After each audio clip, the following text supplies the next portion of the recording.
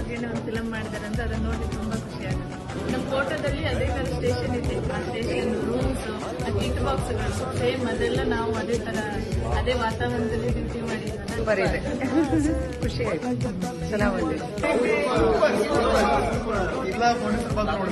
Very good message. ಎಲ್ಲರೂ fit and fine ಆಗಿರ್ಬೇಕು. Enjoy ಮಾಡಿದ್ವಿ. ಫಿಲಮ್ ನಿಜವಾಗ್ಲೂ ಚೆನ್ನಾಗಿದೆ. ದೀಪ ನಗೋನೆ ದೇವ್ರ